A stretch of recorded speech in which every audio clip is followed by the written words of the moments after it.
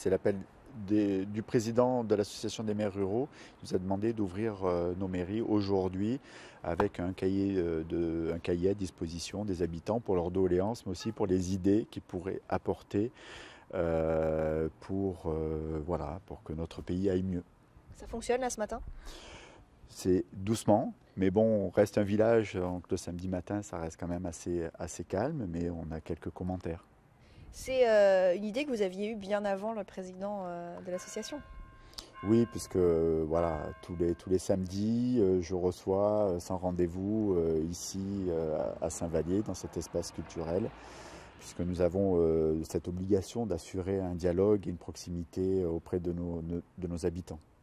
Pourquoi c'est important qu'il y ait cet échange-là, qu'il y ait cette proximité avec les élus? On est de plus en plus éloigné de la chose publique.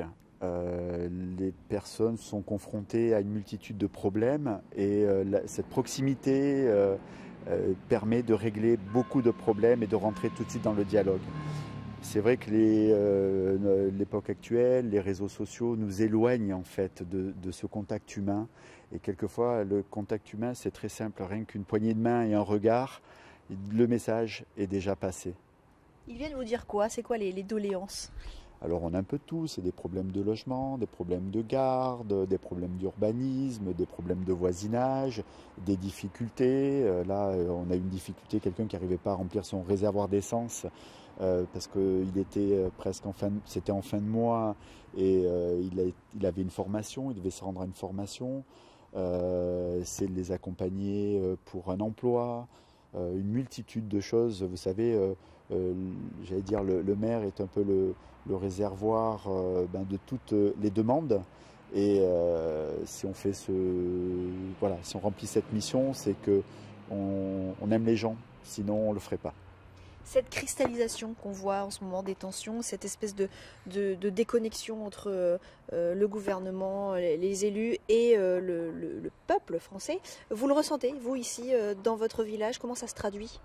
Alors, moi, je le ressens même au-delà du village, parce que je fais partie des élus qui ont une activité professionnelle. J'ai une activité professionnelle et j'ai un mandat d'élu local. Donc je le vois régulièrement au sein de mon travail où les gens qui sont au boulot, j'allais dire la tête dans le guidon, ne savent pas nécessairement ce qui se passe, se sentent de plus en plus éloignés des décisions qui sont prises les concernant en termes de transport, de législation, de taxes. Et cette fracture, je la ressens vraiment. Comment vous l'expliquez, justement?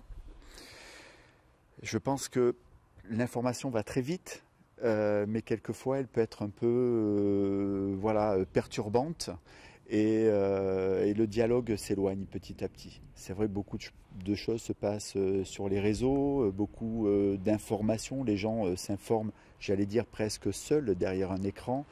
Et je m'aperçois que lorsqu'on est plusieurs, lorsqu'on est au contact, lorsqu'on dialogue, l'information passe beaucoup mieux et les gens sont de moins en retrouvent vraiment cet attachement à ce qui les mobilise aujourd'hui, c'est-à-dire leur pays. Donc c'est avec ce genre d'initiative, comme les mairies ouvertes, là, que vous pensez qu'on peut restaurer le dialogue? Oui, je pense que la proximité est importante et ça permet de rentrer dans un dialogue, d'avoir ce sentiment plus participatif dans la gestion locale.